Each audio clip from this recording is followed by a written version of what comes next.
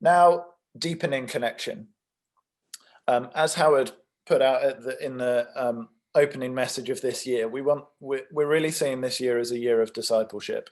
We want to put that absolutely front and foremost in what we're doing this year. And discipleship leads to greater levels of honesty and depth with one another. So that it was really helpful that people filled out the form that I sent out with how you think you're doing with certain areas of one anothering. And nearly everyone was up in the 4 and the 5 end when it comes to brotherly and sisterly encouragement, spurring one another on in the faith, loving one another, that kind of stuff, which is absolutely fantastic.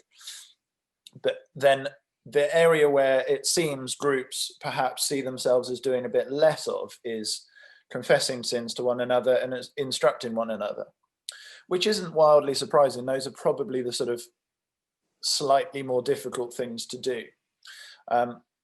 So how do we get there? Because that is also part of discipleship. So this has to be part of this year. This needs to grow in all of our groups.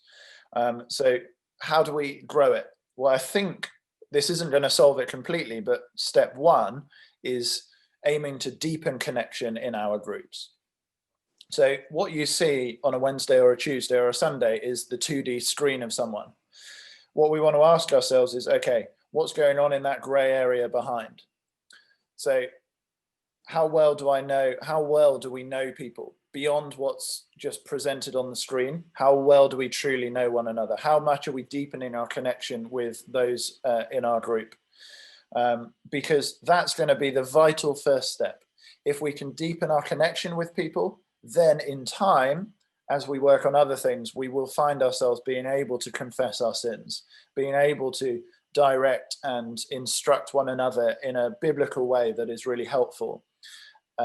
Legalism occurs when you don't know the people, you're just telling them what to do. Discipleship occurs when you truly know people and you're helping them along the way in the directions that God is taking them. So I think this is the first and absolutely invaluable step. If we're going to see greater discipleship, we need to deepen our connection with one another.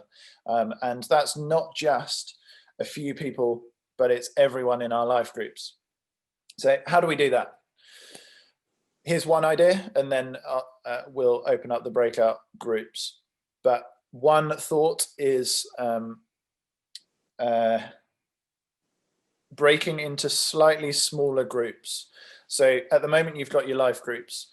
What we'd love you to start thinking of doing, not necessarily implementing within the next few weeks, because this will take time and prayer, but thinking about encouraging people to form these smaller groups of perhaps 3 or 4 same sex, where people are taking things a little bit further and having conversations that you wouldn't have in the whole group.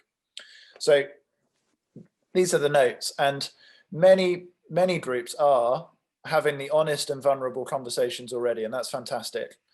Some groups are able to actually in the evening split into smaller same-sex groups on Zoom if they're able to be in different rooms to the person who's also in their flat. But some groups aren't. But what we're wanting to encourage is smaller groups forming that are slightly more regular, and they really set discipleship goals for themselves and for one another. And so you're going to want material, because you could form those groups and then you don't know what necessarily to do or to talk about. So a suggestion is that using the honest and vulnerable sharing questions, these are there every single week. You can have access to the entire folder of all of the questions that we've ever done, so people can kind of pick and choose. But also there's the minute or minute meditations that we're producing this year, probably about 5, I think, for every sermon. And these are just tiny little 1-minute things to chew on throughout the day. So we're encouraging people in our church to watch these on their own, think about them, but actually they will be fantastic fuel for the fire of these tiny little groups or these smaller groups where we are spurring one another on. So there's just a few things in terms of the material that you could be looking at.